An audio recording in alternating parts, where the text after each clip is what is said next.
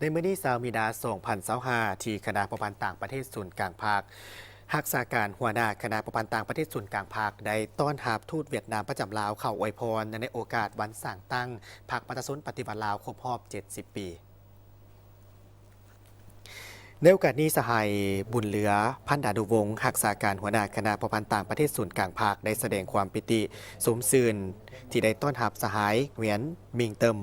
เอกอัครราชทูตแห่งสาธารณรัฐสังคมนิยมเวียดนามประจำสาธารณรัฐประชาธิปไตยประชาชนลาวพร้อมด้วยคณะที่ได้นำเอาไม้ติจิตมิตรภาพอันดุดดื่มความสามัคคีอันสนิทสนมคำอวยพรอันประเสริฐฐานไอ้น้องเวียดนามลาวมาสู่คณะพักคณะนำก็คือพนักงานคณะประพันธ์ต่างประเทศศูนย์กลางภาคประชาชนปฏิบัติลาวซึ่งเป็นการแสดงให้เห็นถึงความมีชีวิตชีวาของสายพพันธ์มิตรภาพอันยิ่งใหญ่ความสามัคคีแบบพิเศษและการหัวเบิงหอบด้านระหว่างสองชาติลาวเวียดนาม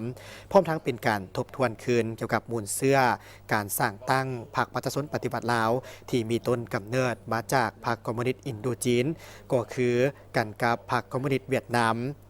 ซึ่งตลอดระยะ70 ปีแห่งการกำเนิดและการเติบใหญ่ขยายตัวพรรคประชาชนปฏิบัติลาวได้แบกหาบภารกรรมประวัติศาสตร์ในการนำพาการปฏิบัติลาวเฮ็ดสำเร็จภารกิจปลดปล่อยประเทศชาติสืบต่อปกปักรักษาและสร้างสรรค์พัฒนาประเทศชาติเพื่อก้าวสู่จุดหมายสังคมนิยม